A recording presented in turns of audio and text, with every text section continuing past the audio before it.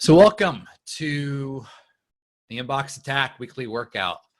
I'm Nate Wright, and me and a bunch of other inbox goons put together a weekly workout to help people put in reps with business writing specifically, which typically is like boring as hell and it just sucks. But we try to find different ways of making it fun. So the format of this is is the same every week. We start with the topic. We look at how it applies to business, a couple different fixes, and then we do some live rewrites. The presentation portion's about 15 minutes-ish, and the rest of the time we try to focus on writing. If it's your first time here, you're going to write. Or not. You could opt not to, but it's best to get your hands a bit dirty here. Everyone here is chill. We got a couple of regulars on too that will give me an appropriate amount of shit if I'm not being nice.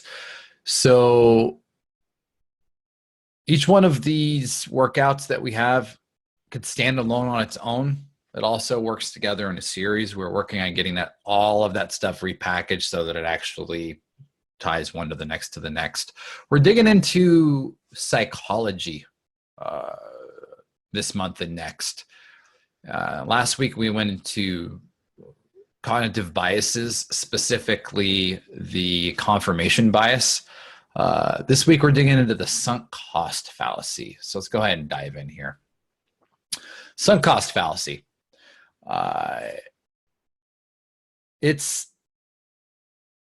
Fallacies in general are universal. They are universal. There is no avoiding them. There are no exceptions to the rule. There's no one that could say, oh, I'm aware of my sunk cost fallacy and could just magically make it go away. It is at a very evolutionary level, caveman, mammoth days, wired into our brains. And in modern society, it is not very helpful just because of cultural norms and economics and all of these other things, the modern trappings that conflict with that old brain. And the sunk cost fallacy in this case, the basic definition is the more you invest in something that's a sinking ship, something that's failing, the harder it is to abandon it.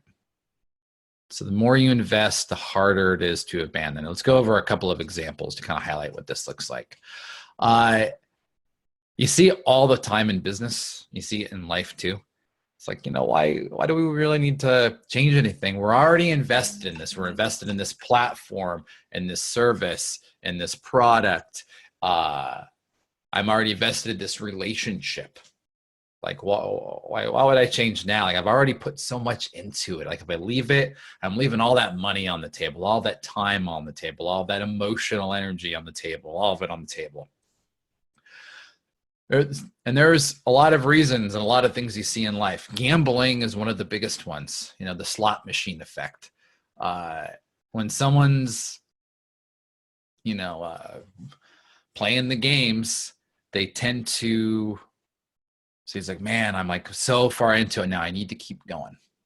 And it makes it even worse if they've had a couple of small wins in the beginning, because it gives you this sense of higher value that's really there. And all this stuff, for the most part, with basic math, could be picked apart. But human beings are not calculators. We don't, rationality isn't the top of the list always. It's usually, survival and protection, things of that nature.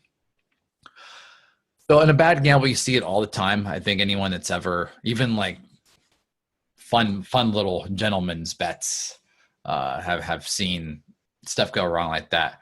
Dating is another classic example. Someone goes on a date, it's going poorly, yet they stay on the date because they've already gotten dressed up, the perfume, their cologne, they've, brushed their teeth, the mouthwash, the planning, all the work that went into finding the swiping right and left on Tinder, all that stuff happens. You finally get to it. It's like, oh my goodness, I really don't like this person, but I'm going to stick to the date because I've already put so much into it.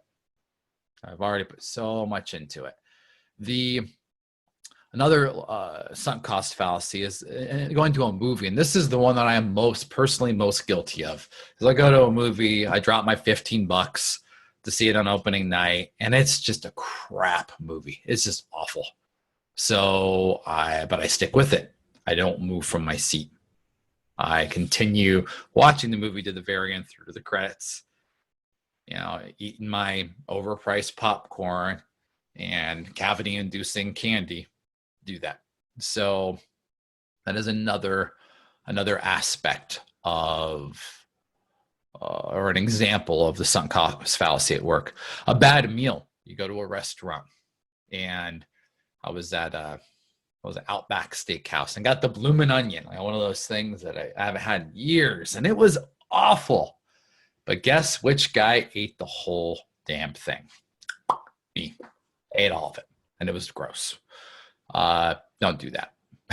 but that's something we do all the time. It happens all of the time in business too. But there are ways to actually, in some cases, recognize and overcome your customers, your clients, the people you're trying to sell to in your business. There's a lot of methods that we could bring to bear to help pull them out of that mindset gently, or manipulate them out of that mindset. Or on the flip side, just accept that they are suffering under, the sunk cost fallacy and working around it. So a few ways to approach it. One of the best ones, and this is frankly my go-to approach when I'm selling something in business, if I'm pitching a new product or a service or putting together a campaign, is to ask harder questions. And this is one of the things we went over last week, actually, with confirmation bias, is if you were to do this all again, would you make the same decision? So let me use a business example. I talked to someone yesterday, actually, that had spent 6 months getting their website moved from one platform to another. And it's still not done after 6 months. It's just dragging on and on and on.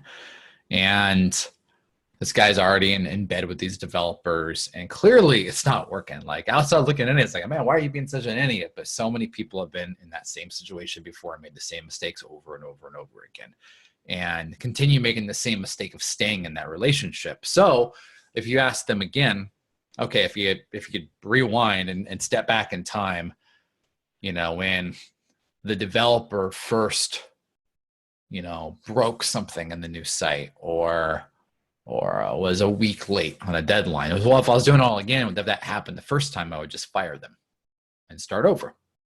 So I wouldn't have been continued to invest money. And that's one of the reasons it's so hard to abandon that poor investment, is because usually when you realize it's a bad investment, you're pretty deep in.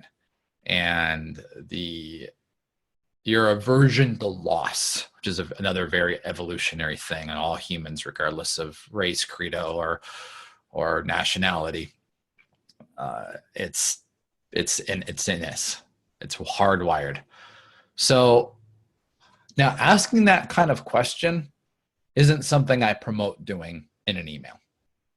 It's like, I don't know, dream customer or dream client, like, if you were to do that all over again, what would you do differently? Like, we're not therapists here, but ideally what we want to do is we want to structure our initial interactions, either email, it could be a headline, it could be a landing page, it could be talking to someone at a cocktail party.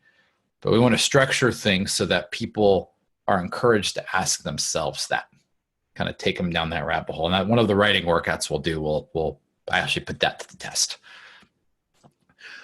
The next thing is to create more contrast. This is something anyone that's seen any of my videos or or ever worked with my team, or if they're familiar with guys like Orrin Claff with Pitch Anything, there's this idea of creating contrast is super important in writing.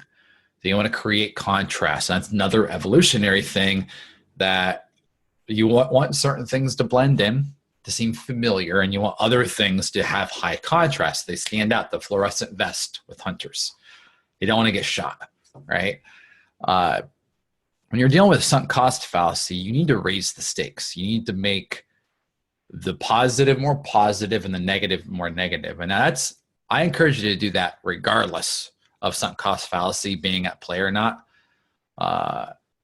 But that being said, what I'm challenging you to do with your writing is to actually almost skew it to the point of being ludicrous. So in this particular example, it's like, oh my goodness, like you're all washed up, you're drunk, but if you stick with this, the contrast is you could be the conquering hero, looking good in your fancy frilly hat, right? That's example one. But in reality, in sunk cost fallacy, like the project's gonna die with or without your intervention. So we could look at it, okay, here's where you're at now. Like you got your ass kicked, but you could still be the plucky hero here. Or you could stick with it and you could be this other guy. Just getting messed up, right?